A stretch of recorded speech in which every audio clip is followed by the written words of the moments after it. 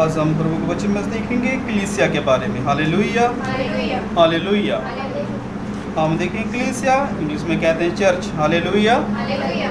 जिन लोगों को परमेश्वर ने अलग किया, वो लोग जो यीशु मसीह पे विश्वास करते हैं, जो लोग बपतिस्मा लेते हैं पानी में डूबकर, उन लोगों को प्रभु कलीसिया कहता है। हालेलुया। कलीसिया वो लोग हैं जो अलग किए हुए हैं, हर तरफ से परमेश्वर उनको अलग कर कर एक जगह इकट्ठा करता है। उनको परमेश्वर क्या कहता है? कलीसिया। जहाँ प्रभु के लोग इकट्ठे होकर प्रार्थना करते हैं, उसको प्रभु कहता गया कलीसिया। उसके लिए हम देखेंगे एक वचन, पहला तिमोथियस उसका 3 का, जब हम 15 पढ़ते हैं, हम पढ़ेंगे पहला तिमोथियस अध्याय 3 उसका 15 वचन नए नियम में है।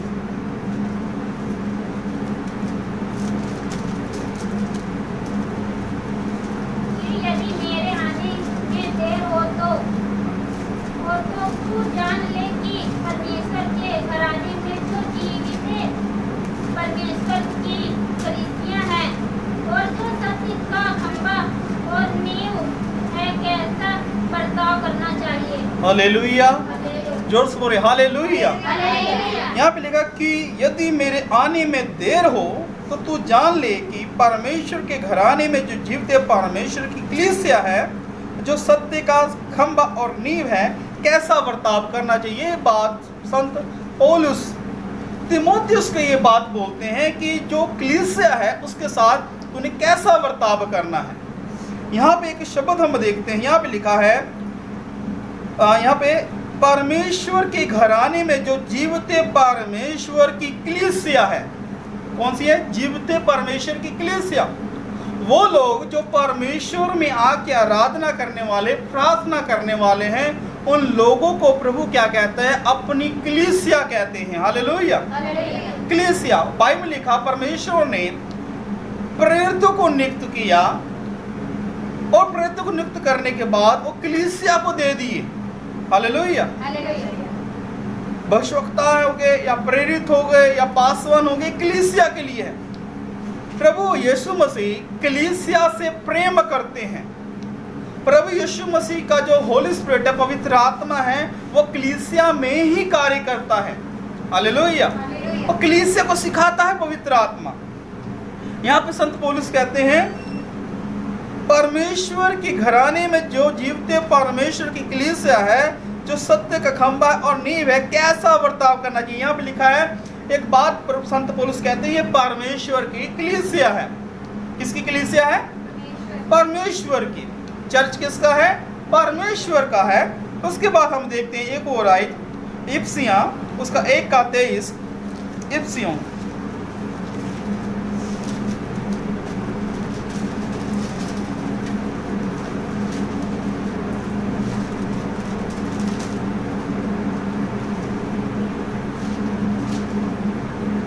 हाँ पढ़ दी, अपना 22 से पढ़ दे। और सब कुछ उसके पांवों तले कर दिया और उसे सब वस्तुओं पर शिरोमणि ठहरा कर कलीसिया को दे दिया। यह उसकी देह है और उसी की परिपूर्णता है, जो सब में सब कुछ पूर्ण करता है। हालेलुया। ये जो चर्च है, ये कलीसिया है, ये प्रभु की क्या है? देह है। कलीसिया प्रभु की क्या है? देह, शरीर है। सिर प्रभु है, हम उसकी क्या है? देह हैं। तो यहाँ पे प्रभु का वचन कहता है यह उसकी देह है और उसी की परिपूर्णता है, जो सब में सब कुछ पूर्ण करता है। यहाँ पे प्रभु का वचन बोलता है कलीसिया प्रभु की देह है। हालेलुया। कलीसिया क्या? प्रभु की देह है। इसलिए यदि आप कलीसिया में हैं, चर्च में आप आ रहे हैं, प्रभु के चर्च के अधीन हैं, तो प्रभु का वचन कहता है फिर आप प्रभु की देह हैं। प्रभु की देह उन्नति करेगी। यहाँ पे प्रभु की देह उन्नति नहीं करती है। प्रभु वहाँ की कलीसिया से बात करता है, वहाँ के लोगों से बात करता है, ताकि वो कलीसिया और प्रभु की देह जो है वो बढ़ने पाए। हालेलुया। इसलिए कलीसिया परमेश्वर की देह है। उसके प्रकार उसी के साथ एक और आयत पढ़ते हैं, कुलसियाँ 1 की 24। कुलसियों, इफिसियां कुलसियों।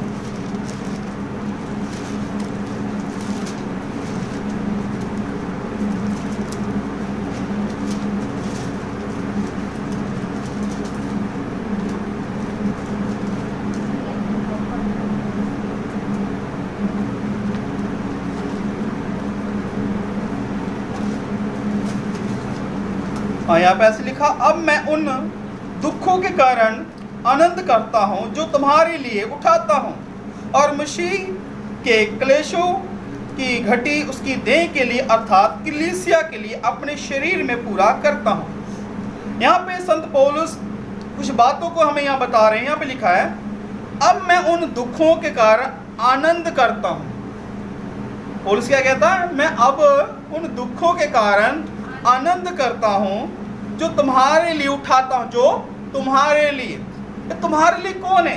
किसको पौलुस संबोधित कर रहा है? ये शब्द किसको बोला? मैं तुम्हारे लिए उठाता हूँ। यहाँ पे लिखा है, और मसीह के क्लेशों की घटी उसके देह के लिए अर्थात कलीसिया के लिए अपने शरीर में पूरी करता हूँ। पौलुस कहता है, मैं कलीसिया के लिए दुख उठाता हूँ। हालेलुया। संत पौलुस यदि दुख उठाता है, परेशानी उठाता है या जोखिम उठा रहा है, वो कह रहा है मैं प्रभु की कलीसिया के लिए उठा रहा हूं। संत पौलुस जितने दुख उठाए प्रभु की कलीसिया के लिए। वो कलीसिया कौन है? क्या चार दीवारी या कोई हॉल? नहीं, प्रभु के लोग, जहां प्रभु के लोग एक मन होकर इकट्ठे होते हैं, उससे प्रभु क्या कहता है? कलीसिया। तो संत पौलुस कहता है, मैं कलीसिया के लिए दुखों को उठाता हूं। तो यहाँ पे भी हम देखते हैं पौलुस भी क्या कहता है, ये प्रभु की देह है और इनके लिए मैं दुख उठा रहा हूं। और उसके बाद हम देखते हैं पहला कुरिन्थियां अध्याय 3 उसका 11 वचन।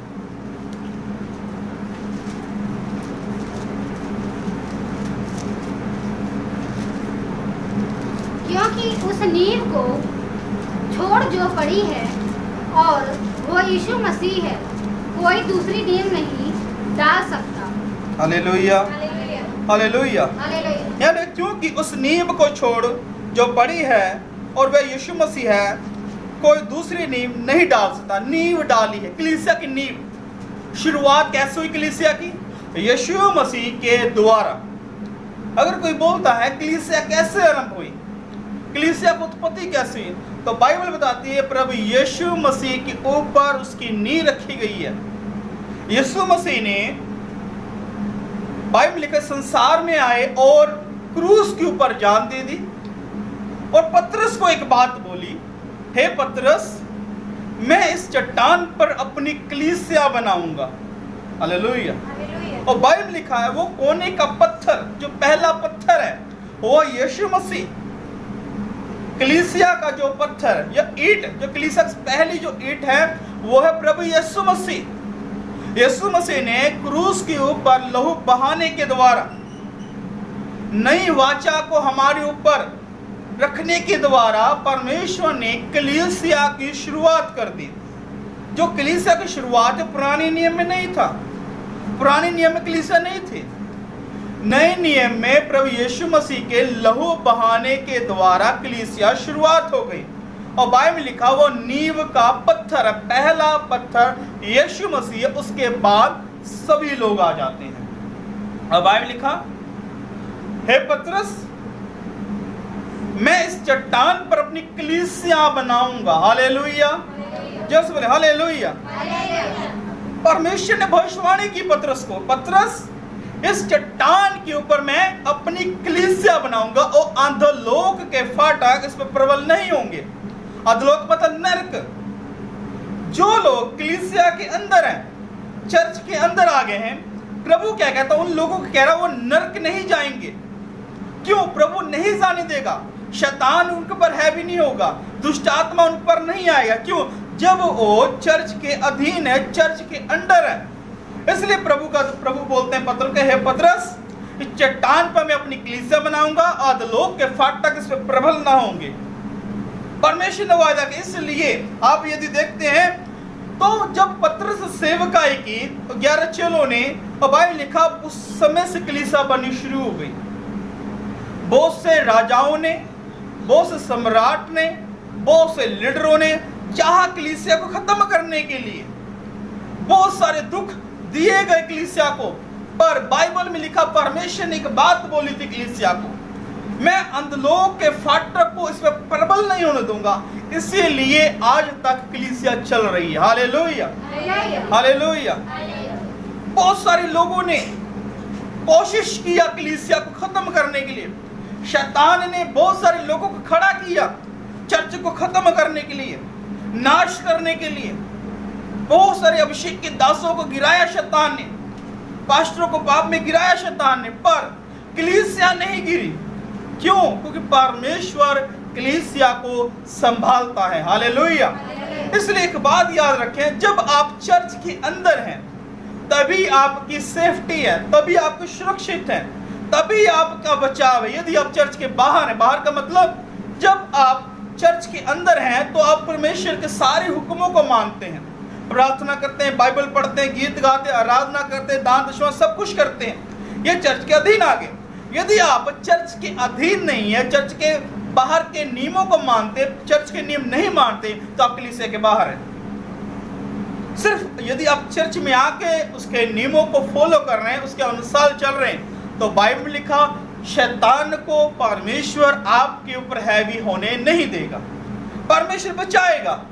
और परमेश्वर ने करके दिखाया। Hallelujah, hallelujah. परमेश्वर ने क्या दिया? करके दिखाया। क्यों? क्योंकि वो पहली नींव जो थी वो प्रभु यीशु मसीह थे। वो यीशु मसीह ने कहा था पतरस को, ए पतरस, इस चट्टान के ऊपर मैं अपनी कलीसिया बनाऊंगा। और प्रभु बना रहे हैं, बनती जा रही है। हजारों के हिसाब से, सैकड़ों के हिसाब से, लाखों के हिसाब से लोग प्रभु यीशु मसीह को अपना रहे हैं। हालेलुया। कई देशों में बैन है बाइबल को पढ़ने का। बाइबल आप पढ़ नहीं सकते हैं, प्रार्थना करने के लिए बैन है।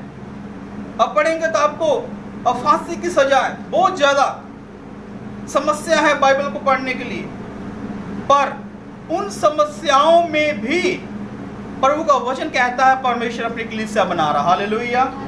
फिर भी प्रभु का वचन बहुत ही सामर्थ्य के साथ बढ़ रहा है। बाइबल में लिखा, जब जब कलीसिया के ऊपर सताव आया, परेशानी आई, बाइबल लिखा कलीसिया और उतनी बढ़ती गई। Hallelujah, hallelujah.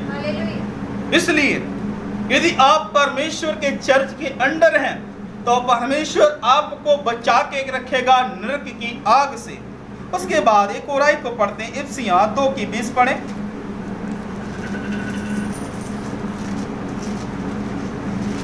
इफिसियों 2:20।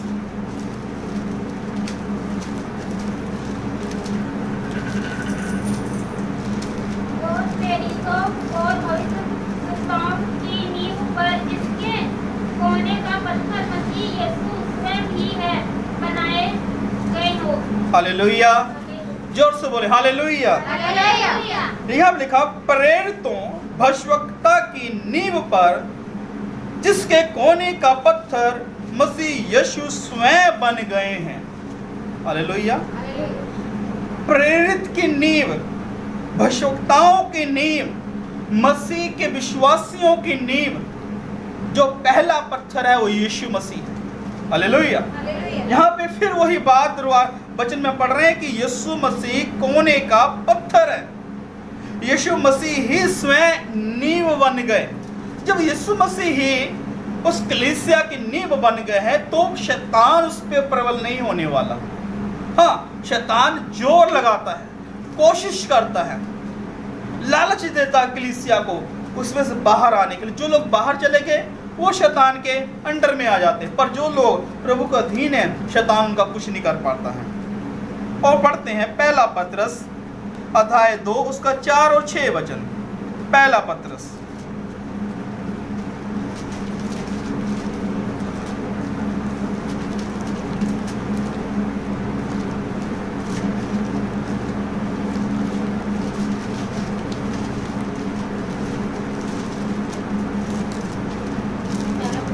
अध्याय 2 उसका 4 और 6 वचन।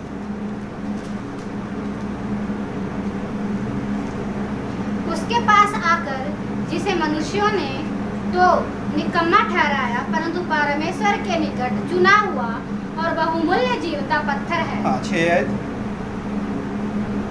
इस कारण पवित्र शास्त्र में भी आया है, देखो मैं सिय्योन में कोने के सिरे का चुना हुआ और बहुमूल्य पत्थर हाँ, धरता हूँ, और जो कोई उस पर विश्वास करेगा वो किसी रीति से लज्जित नहीं होगा। हालेलुया। हालेलुया। यहाँ पे लिखा, परमेश्वर कहते हैं जो कोई उस पर विश्वास करेगा, किसके ऊपर? कलीसिया के ऊपर, क्योंकि वो कोने का पत्थर प्रभु यीशु मसीह है। और परमेश्वर जिसने यीशु मसीह को भेजा, परमेश्वर कहते हैं उस पत्थर के ऊपर यदि तुम विश्वास करोगे तो कभी भी शर्मिंदा नहीं होगे। हालेलुया। क्या नहीं होगे?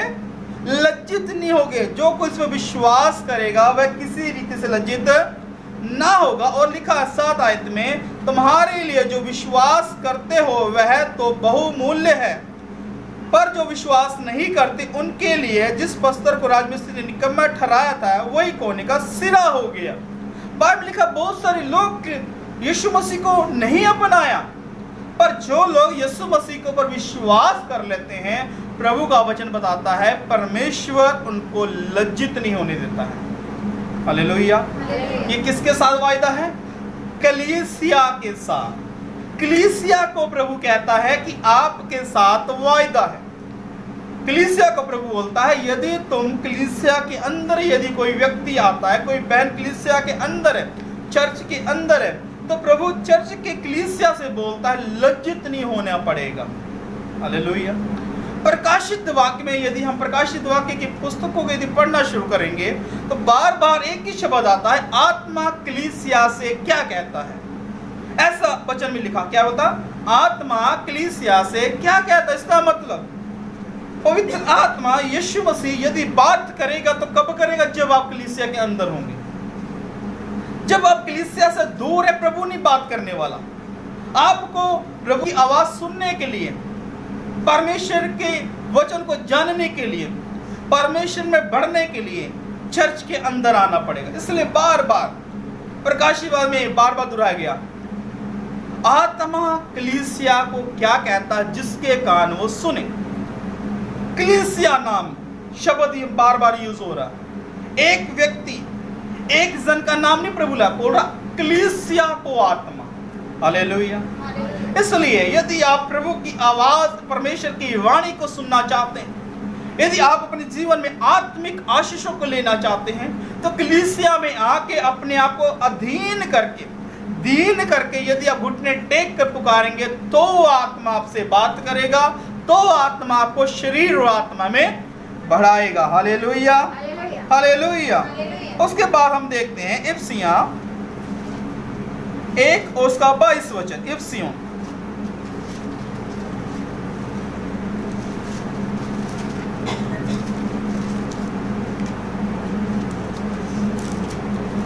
एक का 22। और सब कुछ उसके पांवों तले कर दिया और उसे सब वस्तुओं पर शिरोमणि ठहराकर कलीसिया को दे दिया। हाँ, यहाँ पे लिखा शिरोमणि, यहाँ पे लिखा है शिरोमणि ठहराकर कलीसिया को दे दिया, सबसे ऊंचा करके। उसके बाद हम एक और आए थे 5 का 23 भी पढ़ लें, इफिसियों का 5 का 23। क्योंकि पति पत्नी का सिर है जैसे कि मसीह कलीसिया का सिर है। हालेलुया। हालेलुया। मसीह कलीसिया का सिर है। क्या है? मसीह कलीसिया का सिर है। इस वचन के ऊपर यदि हम गौर करेंगे तो प्रभु का वचन कहता है प्रभु यीशु मसीह कलीसिया का सिर है। तो इसलिए यदि आप चर्च में आके प्रभु के अधीन है, अंडर है, तो प्रभु यीशु मसीह आपको चलाएगा। हालेलुया। आपके शरीर को कौन चलाता है?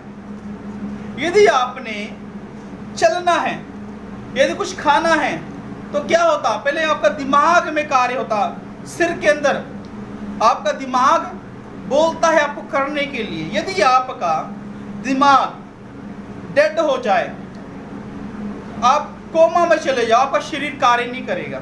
समझ बात को? कई बार हम सोचते हैं वो व्यक्ति कोमा में चला, कोमा मतलब उसका दिमाग चलना बंद हो गया। दिमाग चलना बंद हो गया तो शरीर चलना बंद। दिमाग आपको बोलता है ये काम करना है, दिमाग आपको बोलता है ये करना है, दिमाग बोलता है खाना खाना, दिमाग बोलता है पानी पीना। आपका मस्तिष्क ही सब कुछ बोलता है आपको करने के लिए। यदि किसी का दिमाग चलना बंद हो जाए तो क्या होगा? उसका शरीर बंद, उसका उंगली बंद, पैर बंद, हर चीज बंद हो जाए। क्यों? आपका सिर सही है तो आपका पूरा शरीर सही है। या सिर में कोई दिक्कत आ गई, कोई नस दब गई तो आपका पूरा शरीर का एक पार्ट जो है बंद हो जाएगा। कई बार हम ऐसे व्यक्ति को भी देखते हैं जो समझ कम रखते हैं बोलने में, चलने में, तो पूछते क्या हो गया? उसको बोलते हैं इनका दिमाग थोड़ा कम है। क्या है? दिमाग। इसका मतलब दिमाग में प्रॉब्लम है तो शरीर में सारी प्रॉब्लम। अगर आपके हाथ में प्रॉब्लम है, सिर प्रॉपर कार्य करेगा, सिर्फ आपका जो दिमाग है काम करेगा। यदि दिमाग में एक प्रॉब्लम है तो शरीर अपने आप बंद। तो बाइबल में लिखा, यीशु मसीह ने कहा मैं कलीसिया का सिर हूं। मैं कलीसिया क्या हूं? सिर हूं। वो सर है परमेश्वर। तो क्या हुआ? जब यदि परमेश्वर के अधीन हो गए, आप उसके अंग हैं, आप उसके हाथ पैर मुंह आप हो गए। अब यीशु मसीह जो दिमाग है, हमारा सिर है, वो आपको क्या कहता? आज्ञा देता करने के लिए। आप करेंगे, आप करेंगे, आप ब्लेस होंगे। फिर क्यों? क्योंकि आपको कौन आपको आज्ञा दे रहा है? आपका दिमाग। दिमाग जो बोलेगा आपको करना ही पड़ेगा। दिमाग आपको बोलेगा उठने के लिए आप उठेंगे, दिमाग बोलेगा बैठने के लिए बैठेंगे। क्यों? कमांड आपका दिमाग का। इसी प्रकार कलीसिया में यदि आप आ जाते हैं तो यीशु मसीह आपका सिर हो गया। अब यीशु मसीह आपको चलाएगा। हालेलुया। इसलिए यदि आपको चाहते हैं कि प्रभु यीशु मसीह आपको चलाए तो आपको क्या करना है? पूरी अधीनता के साथ कलीसिया के अंडर हो जाना है, कलीसिया की बात को मानना है। तब पवित्र आत्मा आपको चलाना शुरू करेगा। हालेलुया। तब प्रभु यीशु मसीह आपको वचन के द्वारा आपसे बात करेंगे। तब प्रभु यीशु मसीह जिन बातों पे आप कमजोर हैं उन बातों को आपके जीवन से दूर करना शुरू करेगा। यदि आपके जीवन में पाप है तो यीशु मसीह आपके जीवन से पाप को खत्म करेगा। हर वो बात जो मसीह में आपको बढ़ने से रोक रही है, वो बात प्रभु यीशु मसीह क्या करेगा? खत्म करनी शुरू कर देगा। पर आपको करना क्या है? आपको कलीसिया के अधीन होना पड़ेगा। हालेलुया। इसलिए यदि आप चाहते हैं कि आपकी रक्षा हो तो आपको चर्च के अंडर रहना पड़ेगा, कलीसिया के अधीन रहना पड़ेगा। तब ही परमेश्वर की सामर्थ आपके जीवन में कार्य करेगी, तभी परमेश्वर का अनुग्रह आपके जीवन में कार्य करेगा। यदि आप चर्च से बाहर हैं तो शैतान आपको चलाएगा, दुष्ट आत्माएं आपके जीवन में कार्य करेंगे। इसलिए सो लोग कलीसिया को महत्व नहीं देते, कलीसिया का आदर नहीं करते, कलीसिया को ठीक है कलीसिया के अधीन रह के आज्ञा नहीं मानते। वो लोग कभी भी आत्मिक तौर पे बढ़ नहीं पाते हैं, आत्मिक तौर में ग्रोथ नहीं होती है। शारीरिक ग्रोथ हो सकती है आपकी, आप अपने समझ से अपने दिमाग से कर लेंगे, पर आत्मिक तौर पर यदि आपको बढ़ना है कलीसिया के अधीन ही आपको रहना पड़ेगा। Hallelujah, hallelujah. इसलिए बाइबल लिखा परमेश्वर ने 5 प्रकार के लोगों को नियुक्त किया है कलीसिया के अंदर। हालेलुया। किनके प्रकार के? 5 प्रकार के लोगों को। इसलिए वो 5 प्रकार के लोग इसलिए हैं ताकि कलीसिया यीशु मसीह की देह में उन्नति करती जाए। हालेलुया। क्या करती जाए? उन्नति करती जाए। इसलिए परमेश्वर ने उन 5 लोगों को कलीसिया के लिए दे दिया। इसलिए यदि आप चाहते हैं आत्मिक उन्नति के लिए तो कृपया आप वचन के अनुसार कलीसिया के अधीन रहें, तो आप आत्मा में बढ़ते रहेंगे। Hallelujah, hallelujah. जोर से बोले हालेलुया। और अपनी आंखें बंद करें, दुआ करेंगे। सर्वशक्तिमान ईश्वर, हम प्रार्थना करते हैं प्रभु से आज के वचन के द्वारा आप हमें ब्लेस करें प्रभु। आज के वचन के द्वारा प्रभु हमने सीखा प्रभु आप कलीसिया के सिर हैं प्रभु, आप कलीसिया के नींव है प्रभु, आप एक कलीसिया को चलाने वाले हैं। हे पिता, हम अपने आप को आपका अधीन करते हैं, आप हमारा सर बन जाए प्रभु। और प्रभु हम आपके आदेश बिना कुछ ना करें, जो आप चाहते हैं वो ही हम करें। मैं प्रार्थना करता हूँ प्रभु से जितने लोग वचन को सुन लिया प्रभु जी या सुनने वाले हैं प्रभु जी, सबको ब्लेस करें। हर वो बात यीशु के नाम से कैंसल हो जाए शैतान की। ऐ शैतान, मैं तो यीशु के नाम से हुक्म करता हूँ, प्रभु यीशु की कलीसिया को छोड़ और चला जा यीशु के नाम से। हे पिता, आपने वायदा किया पतरस के साथ, आपने कहा है पतरस मैं इस चट्टान पे अपनी कलीसिया बनाऊंगा और देख अंधलोक के फाटक इस पे कभी प्रबल न होंगे। हे पिता, आपका वायदा है कि शैतान हमारे पर प्रबल न होगा, वो कार्य करेगा, वो डराएगा और निराश करेगा, पर प्रभु वो कभी भी हमारे ऊपर जीत को प्राप्त नहीं कर सकता। प्रभु आपने वायदा किया, मैं प्रार्थना करता हूं उस वायदे के अनुसार प्रभु जो लोग निराशा में हैं, जो लोग प्रभु यीशु राजा आत्मिक तौर में गिर चुके हैं प्रभु, हाँ प्रभु मैं प्रार्थना करता हूं जो लोग दुखी हैं, परेशान है प्रभु, शैतान का जिनके ऊपर कार्य प्रभु हालेलुया, मैं हुक्म करता हूं यीशु नासरी के नाम से, ऐ दुष्ट आत्मा छोड़ो उन व्यक्तियों को, छोड़ो उन बहनों को, छोड़ो उन बच्चों को जिनको तुमने पकड़ रखा है। मैं यीशु के नाम से हुक्म करता हूं, छोड़ो और चले जाओ इसी घड़ी यीशु के नाम से। हे पिता, मैं प्रार्थना करता हूं आज से आपकी कलीसिया और तेरे लोग आप में अधीन होके बढ़ने पाए।